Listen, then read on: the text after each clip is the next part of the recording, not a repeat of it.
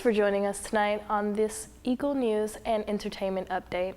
I'm Sasha Phillip reporting for the Sanford Hall Studios on the campus of Georgia Southern University.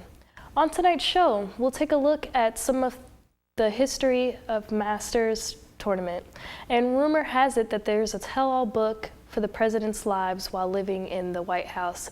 It's spilling all the kinds of presidential secrets. But first up, The Mountaintop, a play by Katori Hall, is continuing its run here at Georgia Southern University until April 15th. Directed by GSU theater professor Nick Noel, the play centers around the reimagined night prior to the assassination of Dr. Martin Luther King, Jr. E&E reporter Nick Butler spoke with the GSU students immediately following the play and files this report.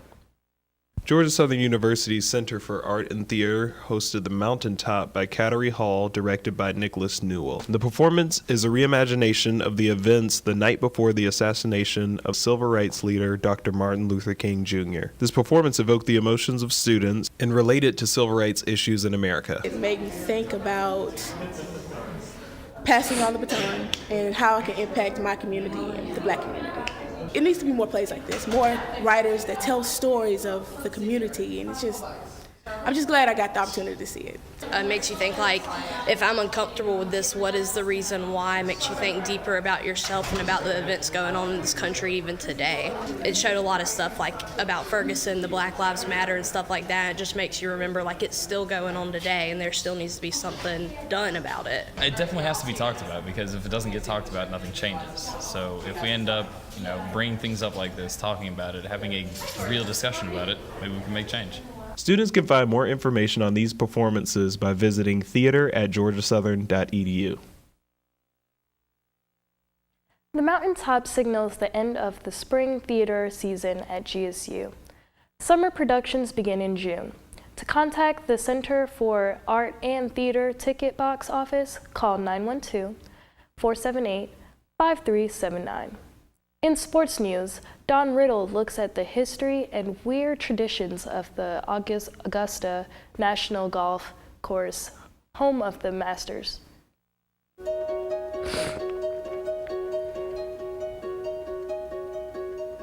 It's the first golf major of the season. It's the only golf major that's played on the same course every year. It's the Masters at Augusta, and this is a tournament like no other.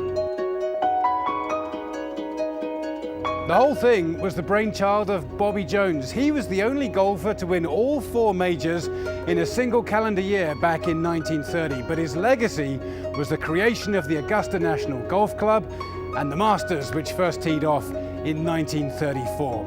The course is famed for its beauty. Unusually for such a huge international tournament, there's virtually no branding anywhere.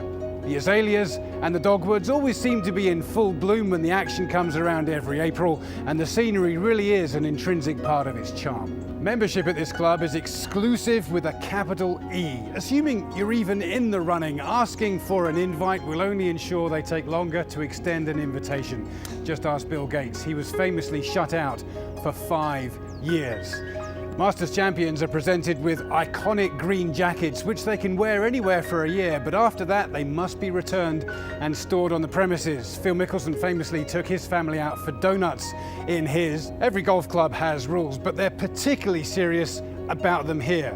There's no running allowed. They don't like people lying on the grass, and there's absolutely no cell phones or electronic devices allowed anywhere near the course. And they don't have fans or spectators at Augusta. They call them patrons. Getting a ticket is almost impossible, and trying to solicit one within half a mile of the course could get you arrested. I'm not kidding. There's so much tradition at the Masters. Every Wednesday they hold a light-hearted par 3 competition in which the players are encouraged to involve their families. Wives and kids often partake as caddies, and the caddies, whether they're young or old, always wear those iconic all-white jumpsuits. And generally, dress code is very, very important. Every year, the past champions all gather for a special dinner, and the defending champion always gets to pick the menu. They often go with native fare, so Scotland's Sandy Lyle served haggis. South Africa's Charles Schwartzel treated everybody to babouti, and after the first of his 4 Masters titles, Tiger Woods served cheeseburgers and milkshakes. As for the patrons, well, they mostly feed on sandwiches. I'm told the pimento cheese is a local delicacy here, and the recipe apparently is a closely guarded secret. You haven't truly done the Masters until you've had one of these. I've arrived.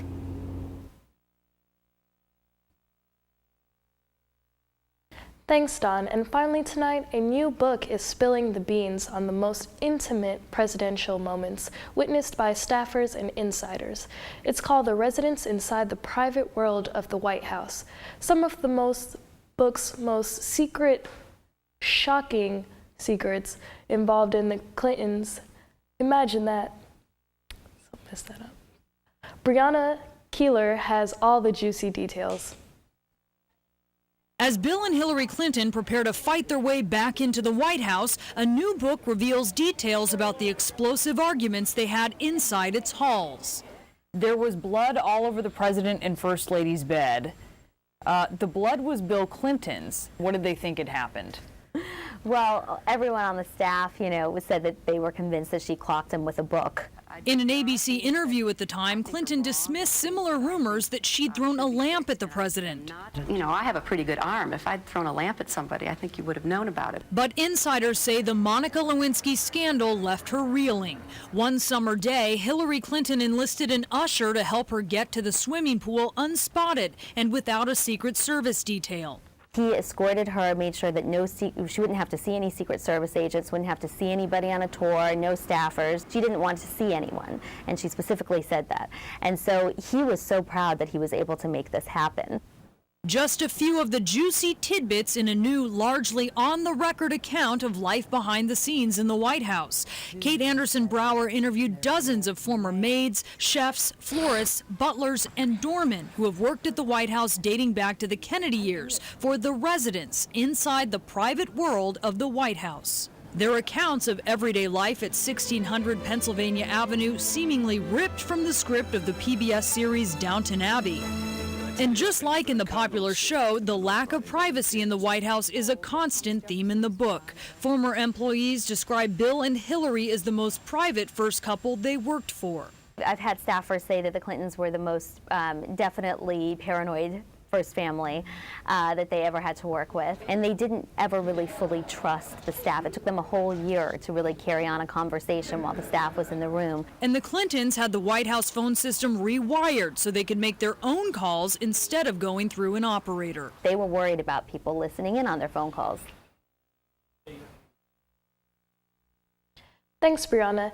And we leave you tonight with scenes from the Augusta National Golf Club. Thanks for joining us, and for all of us here at Eagle News and Entertainment, have a great weekend, and we'll see you Monday.